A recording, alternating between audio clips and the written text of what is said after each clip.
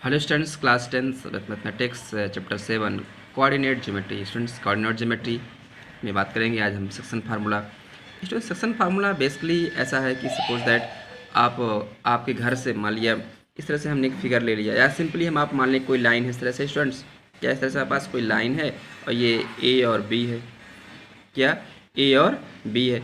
अभी यहाँ पे कोई एक पॉइंट ले लिया, कहीं भी ले लिया, हम इस तरह से पॉइंट ले लिया, हमने पी ले लिया।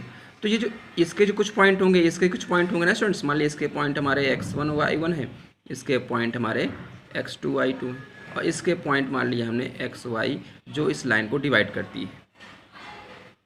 यानी कि ए और बी ऐसे पॉइंट्स हैं जो एक लाइन है ना। इस लाइन को एक ऐसा पॉइंट लिया हमने पी जो इन दोनों को डिवाइड करता है।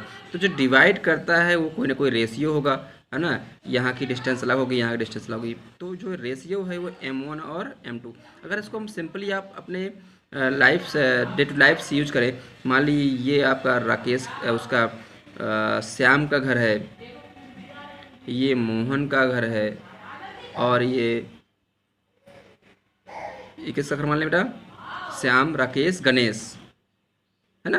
तो जो ये श्याम का है, ये मोहन का हाउस है, श्याम हाउस, मोहन हाउस और गणेश हाउस। तो स्टूडेंट्स, जो गणेश हाउस है वो श्याम और मोहन के हाउस को किस डिस्टेंस पे डिवाइड किया, कितने कितने डिस्टेंस पे डिवाइड किया है, दैट इज सेक्शन फार्मूला यहाँ पे यूज करते हैं हम लोग इन डिस्टेंस का रेशियो फाइंड करने की। तो भाई यहाँ 2 किलोमीटर, यहाँ 4 किलोमीटर है, तो किस रेशियो में ये दोनों की डिस्टेंस है यहाँ से, ये यानी कि श्याम टू गणेश, गणेश टू मोहन की डिस्टेंस क्या है, इनको कैसे हम लोग फाइंड करेंगे ना स्टूडेंट्स। तो ये अगर हम इस फिगर में देखें, हम लोग अगर हमने लिया कि एक्स एक्सिस है हमारा, वाई एक्सिस है, और हमने ओरिजिन को ए मान लिया है, और इस तरह से हमने इसको एक लाइन ड्रॉ किया ए बी, और ए बी को हमने अगर पी से डिवाइड किया, एक जो रेशियो m1 और m2 है, लेट कर लिया कि a के पॉइंट x1 y1 है और p के xy है और b के x2 y2। हमने इसको सॉल्व नहीं किया बेटा, फार्मूले को डिस्क्राइब नहीं किया, अगर आप चाहें बताना हम कर देंगे, ठीक है। तो be let the coordinates of a x1 y1 and b x2 y2, ठीक है students. Divide points p xy है, रेशियो m1 2 है। The coordinates of the point p xy, है ना, which divide the line segment joining the points a x1 y1 and b x2 y2 internally. तो सबसे important point है students internally. क्या है students आपका यहाँ पे इंटरनली, यहाँ पे सबसे इंपॉर्टेंट पॉइंट है रेशियो m1 रेशियो m2। जो इंटरनली अगर ये डिवाइड हो रहे हैं और वो रेशियो m1 m2 है, क्या स्टूडेंट्स, m1 और m2, तो उस केसेस में हमारा सेक्शन फार्मूला क्या होगा हमारा ना students, you know students, see here students please. तो x इक्वल टू क्या होगा, m1 x2 plus m2 x1 m1 m2, यानी कि 1221। क्या स्टूडेंट्स, 1221, ठीक है। तो 1221 ऐसा 12, फिर y1 क्या होगा, m1 m2 m2 y1 m1 m2, ठीक है।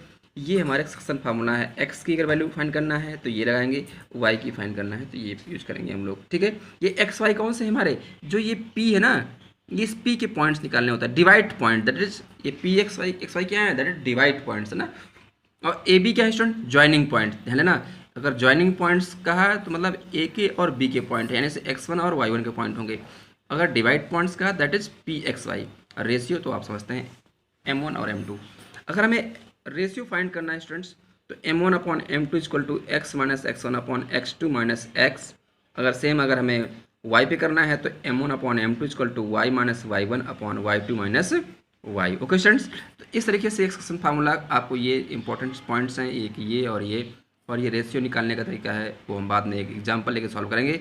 आप इस फार्मूले, सेक्शन फार्मूले से 1-2 एग्जांपल्स आप लोगों को सॉल्व करना है स्टूडेंट्स।